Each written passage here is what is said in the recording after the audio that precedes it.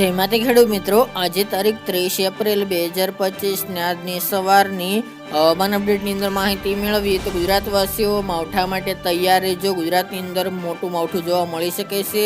3-4 એપ્રિલથી ગુજરાતમાં માવઠાની અસર જોવા મળી શકે છે અને માવઠું 10 તારીખ સુધી લંબાશે। તો ખાસ કરીને કયા કયા ભાગોની અંદર માવઠાના વરસાદની સંભાવના છે, ક્યાં માવઠું નુકસાનકારક થઈ શકે છે તેની વિગતવાર અપડેટ મેળવીશું। ચેનલમાં નવા હોય તો ચેનલને સબસ્ક્રાઇબ કરી નાખજો અને વિડીયોને લાઈક આપીને તમામ ખેડૂત ભાઈને શેર કરી દેજો। હાલ ગુજરાતની અંદર ભયંકર ગરમીનો રાઉન્ડ ચાલી રહ્યો છે। મોટાભાગના ભાગોની અંદર 44 ડિગ્રી પ્લસ પણ તાપમાન નોંધાઈ રહ્યું છે।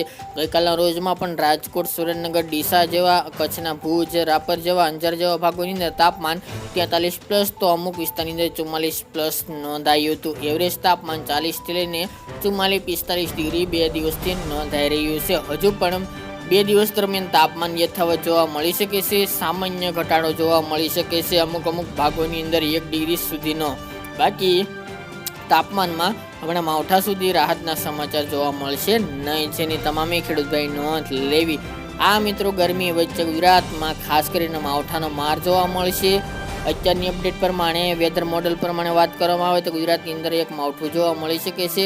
અત્યારે વેધર મોડલો વધુ પોઝિટિવ અને વધુ આક્રમક જોવા મળી રહ્યા છે, કારણ કે 3-4 તારીખથી ગુજરાતના હવામાનમાં પલટો આવશે અને ગુજરાતના અનેક વિસ્તારની અંદર માવઠાનો માર જોવા મળી શકે છે। આ માવઠાનો માર આમ કન્ટિન્યુ જોવા જઈએ તો 2 માવઠાની સંભાવના છે, પરંતુ કન્ટિન્યુ 10 તારીખ સુધી ગુજરાતની અંદર અલગ અલગ ભાગોની અંદર અલગ અલગ દિવસ દરમિયાન વરસાદની શક્યતાઓ દેખાઈ રહી છે।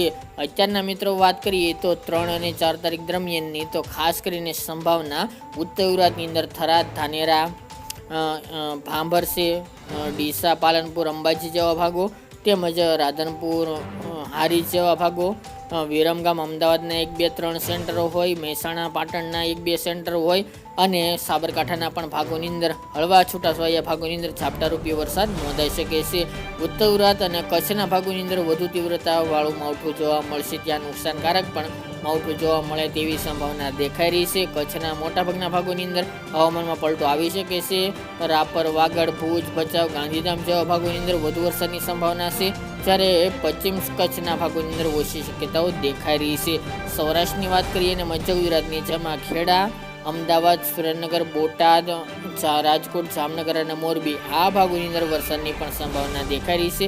સૌરાષ્ટ્રની અંદર ઓછી તીવ્રતા જોવા મળશે, જેની તમામે ખેડૂતભાઈ નોંધ લેવી।